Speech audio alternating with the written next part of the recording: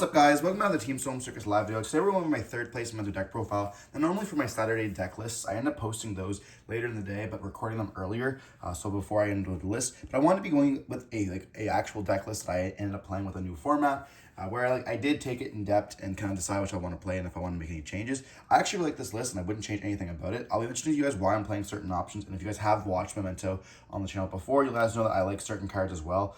So I'll explain to you guys why I'm not playing them and different options you can play as well. And then we'll be touching up also on the Goblin variant of the deck. This is going to be the Feast variant of the deck, but I'll be touching up on the Goblin variant and my explanations why I'm not playing certain cards.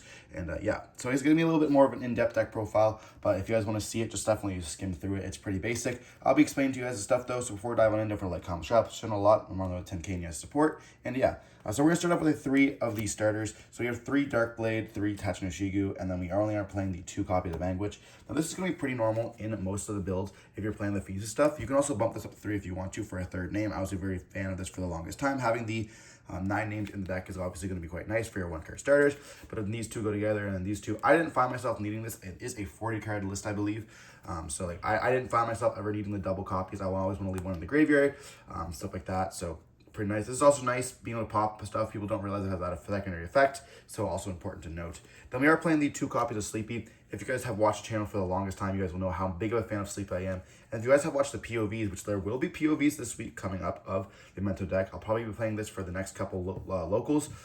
Double Sleepy is honestly just goated. Being able to summon this out from the hand during your opponent's turn once a card is destroyed, just to be able to also destroy it on the field, it feels quite nice. It also this is where you want to get nibbed most of, or this is where your opponent wants to nib you most of the time. So having the second copy of it, or more copies in the hand of different names, lets you kind of fuse and resolve it properly. Or if they stop you from getting access to adding it back, you actually do have that second copy, because a lot of times, people who know Memento know oh, there's only 2 ways of fusion summoning. There's the fusion spell and then this. So if they stop you from getting this back with a copy of a DD Crow or some other way of banishing it, they're oh, I cut off one of the fusions. And if you already have fusion summoned, then they are know oh, I'm not gonna get hit with the big guy. So that definitely can throw them off if you have a second way of searching it or having the second one in the deck. So important to note.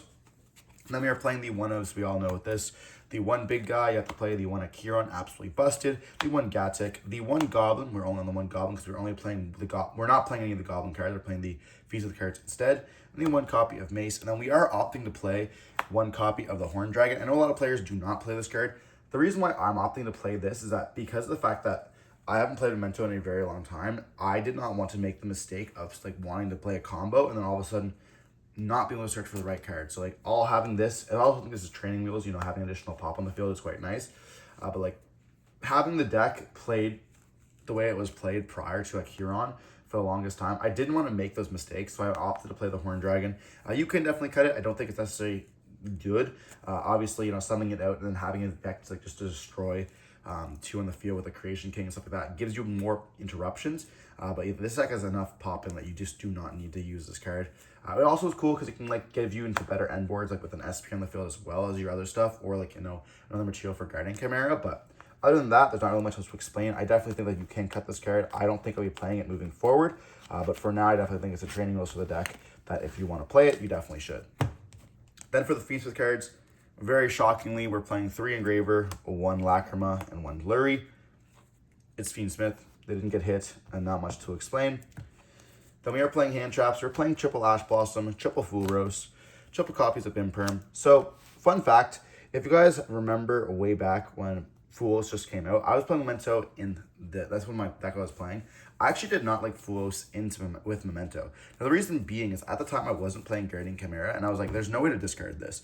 And so a lot of times, going first, I ended up having a Fools in the hand. I ended up taking to a regionals, and I had double Fua in the hands going first, and I ended up essentially bricking. It was 2 rounds that happened, and I was really uncomfortable because every other deck that had Fua in it, Fua was super good in, you could discard or do something with Fua, but in that deck I just didn't have anything.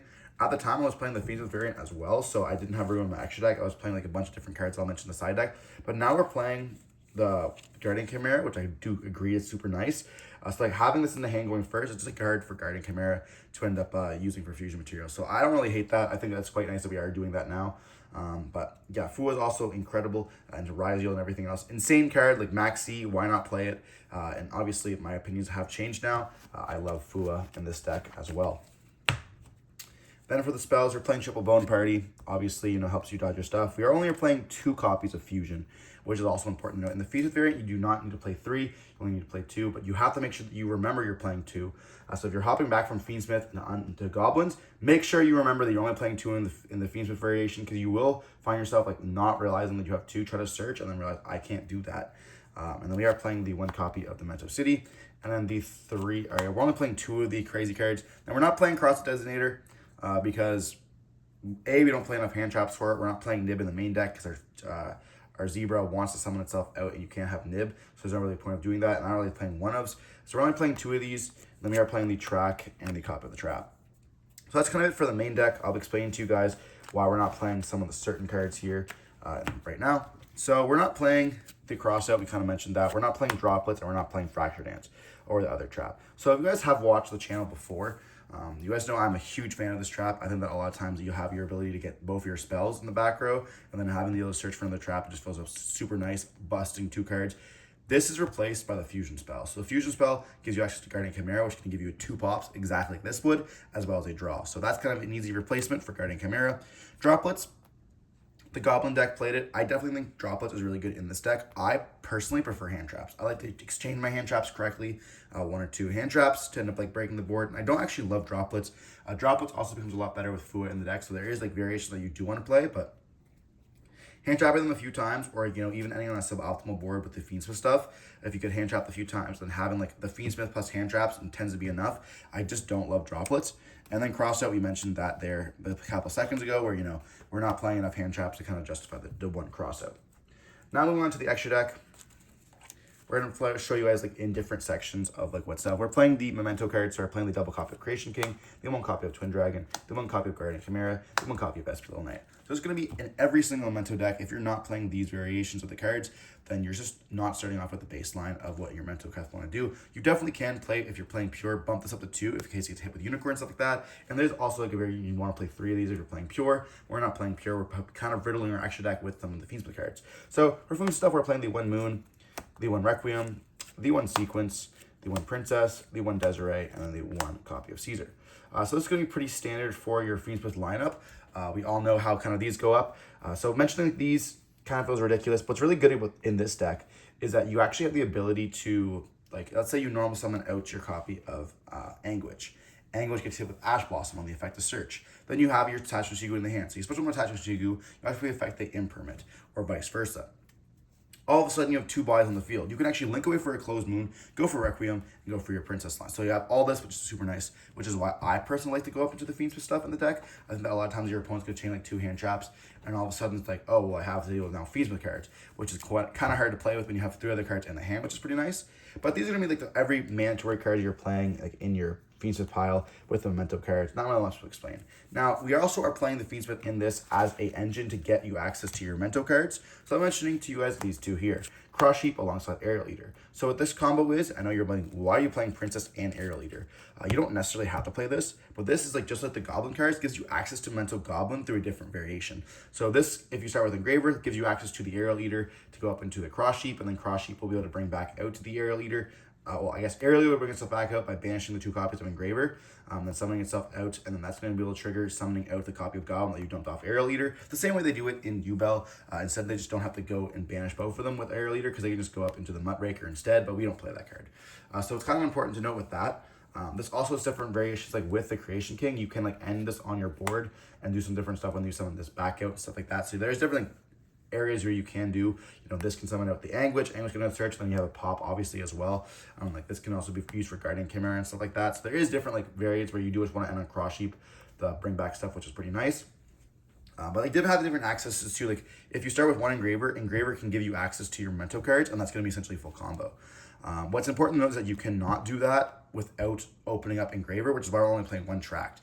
So, Engraver is the only card that actually does that, a 1 card starter, to give you access to it, but otherwise, it's still pretty fine. So now last card in our extra deck, we are playing the 1 Typhon. This is a flex spot that you can play.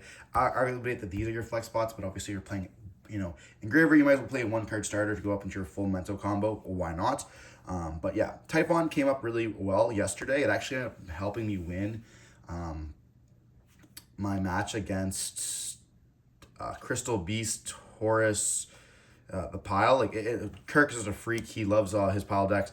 He was pro some people, end up getting the top 8 and then top 8 match. We ended up winning game 1. He opened up no hand traps. In game 2, he made like a crazy board, and we were like slowly picking it down, like Desiree plus this, and I was able to like clear all of it, which was super crazy.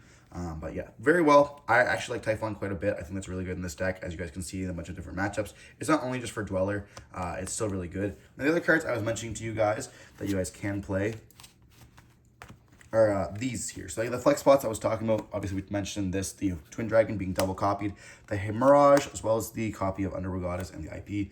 So yes, to mention some of the easiest ones, Twin Dragon and the IP. Obviously, if you get hand trapped, you just end on this, and you make an SP during their turn, make an effect. This is for the Unicorn. This is because you're playing the Fiendsmith cards. This was like the variation I was like baiting if I was playing. I guess that's the exact card I'm looking for. But between these two, this was like an option I was end up trying to choose. I ended up choosing the Typhon because I was like, okay, well, I just feel like I can use this better.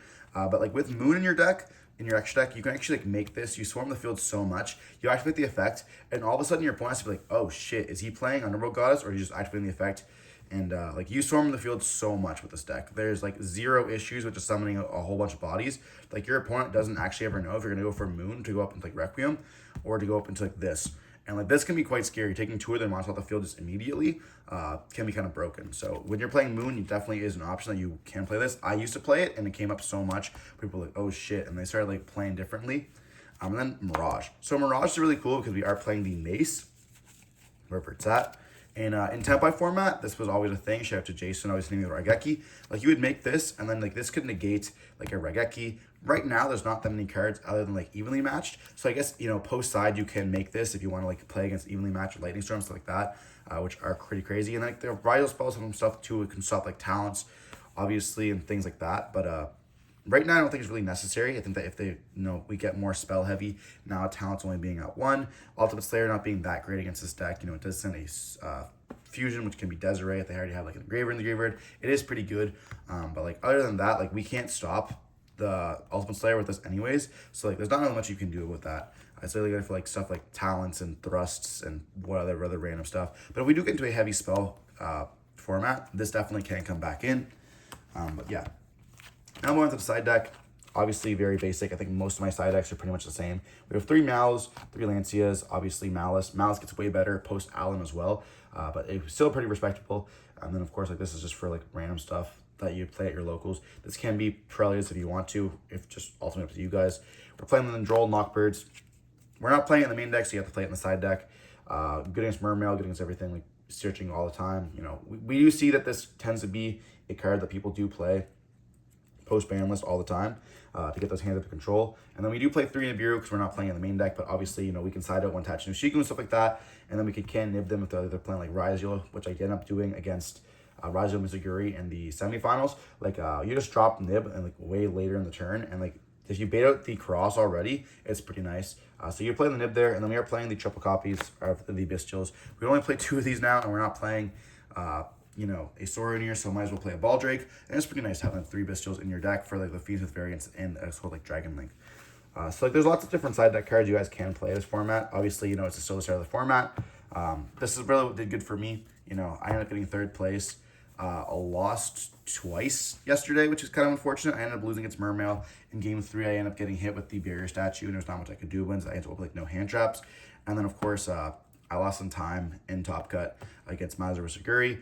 We ended up doing game 3, and I threw a nib, but I wasn't really able to do very much. They had like a D-barrier set, so I wasn't able to continue my combo line, which definitely hurt me. But yeah, the deck feels really good. I love this deck. You know, this branded, the Fiendsmith cards, the Chris John. I'm really happy to play this format. I'm excited to play a whole bunch of different decks. I know that Brian's going to be testing this deck as well at locals, so there'll be potentially some like mirror matches and stuff like that. If you guys want to see it, let me know in the comment section down below. You know, at the Circus, we're always trying to do stuff for you guys. And yeah, the Goblin cards I was going to mention. So like this is like the Goblin card that I was not playing. I guess I'll throw in the 3rd copy of the Droplets. So like these are the cards that he played for the list that ended up winning the YCS. Now these cards are really good against Raizio. Like I should say, like looking back, Droplets obviously is, you know, meta reliant. Same thing if you're playing the pure, you have to play this at 3, makes sense. If you're playing more Goblin cards, you want to play this. and then Breakout. So Breakout helps you dodge cards, which when this came out, people were like, oh, this is broken in Memento. You can just summon a Memento Goblin. The problem is you already have 6 ways of dodging Imperm and Veiler. I don't need more ways of dodging this. As well as you already start with Goblin in the hand, you can't summon another Goblin. So to variate that, before we were playing 3 Breakout, this guy decided to play multiple copies of Doug. Before we were playing like 1 copy of Doug, which is fine. But this guy's playing 2 copies of Doug. I actually like this quite a bit for multiple reasons. Now you have 2 Goblin, 2 Doug. Very nice. You're also only playing 1 copy of Brand Breakout because now you have 7 ways of dodging Imperm and Veiler, which is going to be more than enough. And you also can search these cards as well, which is important to note. And then we are playing the 1 Grand Entrance. So like we have multiple copies for the spells. We have multiple copies for the Memento or the Goblin cards. So like, and this also just picks away at like Caesar and Rizal. What's really good about this is that it does attach, like it forces the Rizal deck to kind of lose a pop before they even pop anything on the field. So like, there is the benefit of that. Rizal is no longer as relevant as it was prior. If there's going to be a lot of decks that do XYZ summon, or everyone's playing Fiendsmith, then yes, absolutely, you can play these cards. But right now at my locals, it's full of Malice. So all of a sudden I have these 4 cards in my deck that don't do very much against Malice, and that's going to be quite rough. Now, not to mention, like we are playing these cards as well, which you can discard off droplets if they're not really useful. But we're also playing the Terror Top engine alongside Tacky Tomborg. Now, this is quite nice. I won't disagree, but it sucks going second. It sucks going second without playing the Goblin cards. So like, yes, these cards are good, but they just don't do what I'm looking for in the deck. I'd rather play the Fiendsmith stuff, which is good going first and going second, because it baits out hand traps as well as it makes my opponent like think. Like the Fiendsmith cards can break boards so well, it's unreal. And like when we look at the extra deck, like yes, this makes Big Gabonga. Big Gabonga is obviously a pretty crazy card. We do have a way to draw a card, which is nice as well. And we also have a way to like prevent stuff like a Nibiru and stuff like that with like Gossip Shadow. But like also mentioning these 2 cards, I did not see that coming. This was absolutely insane when you end up making the Draco, the Utopic Future. Going first is like another way of just ending on something. I prefer Desiree over this myself, but I understand why you'd want to end on this or like a Caesar. Like you have stuff like that you can make, and of course, when we're playing XYZs, you can play multiple copies of like Zeus and stuff like that. And then Dark, I wouldn't mention the Dark like his deck. You can play Dark if you want to play Dark. I just don't really feel like it's mandatory, so I just don't like really play it right now. But yeah, this is absolutely super crazy. I think like these cards obviously make the deck, like makes the extra deck a lot better. Having like the flex spots and also being able to play Prosperity and stuff like that makes it cool. But the Fiend stuff just provides so much interaction with your opponent and able to like make the board going better, going first, going way better, as well as being able to pick down the board going second just feels absolutely crazy. Like activating Engraver, sometimes it's like 2 hand traps out, which is pretty crazy as well. And then like you can go full, Memento combo. And Memento has a crazy board breaking ability, and able to set up the board. Like a lot of people still don't know what the Memento cards do. And like you can throw hand traps at them. Like I got hand trapped I think 3 times yesterday, and I was still able to make a full board, which is absolutely just busted. At one point I like normal summoned out an Engraver to make a Caesar, SP, the big guy, the fusion with Bone Party, the Steel of Mace, as well as like follow up in the graveyard. And like that's just absolutely crazy. And the fusion spell to open the Guardian Chimera. Like that was just absolutely nuts. Like there's 0 reason to be able to do that. It's like 17 interaction points. And like it's not cutting any of the hand traps in my hand. And like that's just absolutely crazy from the Fiendsmith variant of the deck. Like Caesar just being two negates slash summon out, destroy the cards was absolutely just busted. And I just can't, while the cards are legal, I just feel like I have to play them. But otherwise than that, take it to your locals. Let me know how you guys feel in the comment section down below as well. If you want to play the Goblin variant, you definitely can. I don't think it's going to be that strong right now due to the fact that we aren't playing all the Rizal decks right now. But yeah, it was very good. Congratulations for also winning the YCS. It's absolutely crazy. Those matches were unreal. I really like that lab matchup. The technical plays that were going on was quite nice. But yeah, hope you guys enjoyed watching the video. Don't forget to like, comment, subscribe, and make sure you check out the channel for more Memento combos and content. We're going to be having some duels. I believe 2 duels are coming up, as well as the 3 POVs this week. And we'll see you later. Stay safe. Peace.